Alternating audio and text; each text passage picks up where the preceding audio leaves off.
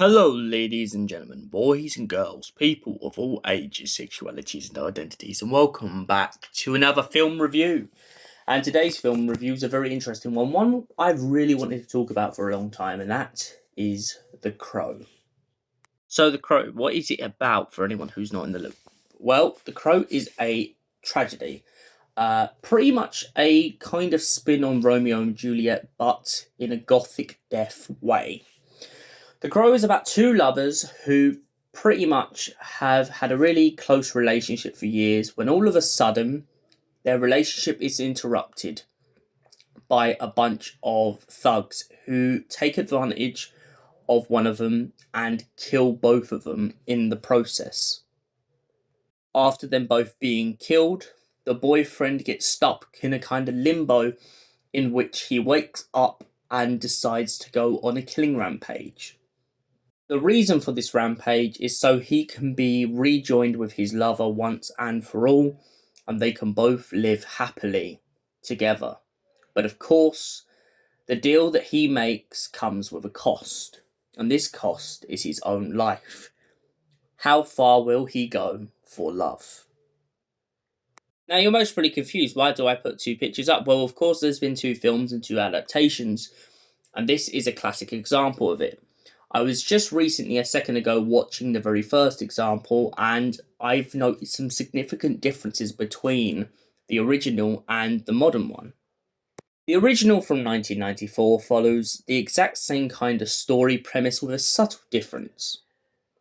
It starts off with the pair of them being killed at the beginning of the story, and then it starts off with the boyfriend dragging his way out of a grave in order to come back to life.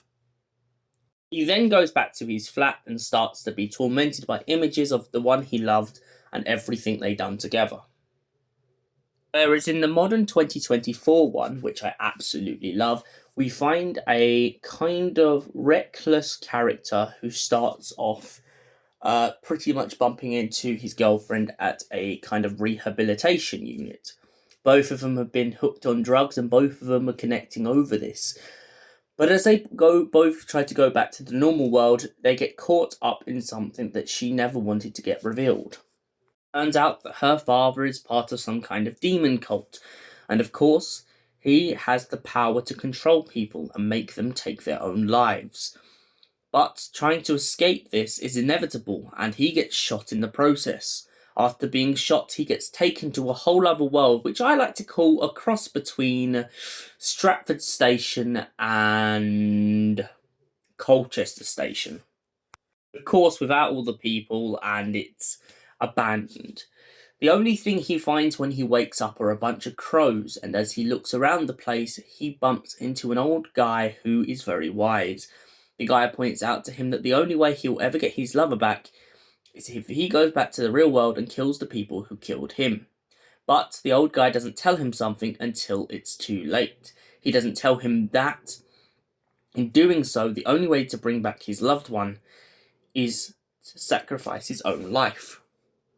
Manages to destroy her father and essentially destroy the whole system of people who were against them. But in doing so, he ends up getting one last chance to hold her in his arms before the time is up. So, what did I think in general of the story? Well, I love the idea of redemption. I love the idea of self sacrifice. And I really love the idea in any sort of medium story, this idea of foreboding troubles.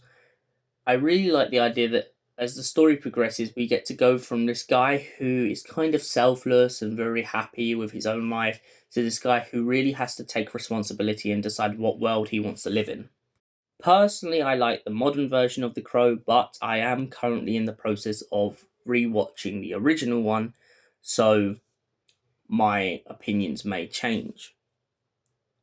Overall, though, I think my opinion of The Crow as a whole is that it's a very brilliant gothic piece of medium portrayed in an absolute great homage to stories like Romeo and Juliet and any love story that really comes under redemption. This whole idea of having to come back from the afterlife and avenge yourself and avenge your partner is a very, very tragic but beautiful thing. And for that reason, I give The Crow a solid 10 out of 10. Thank you for watching, and we'll see you in the next film review.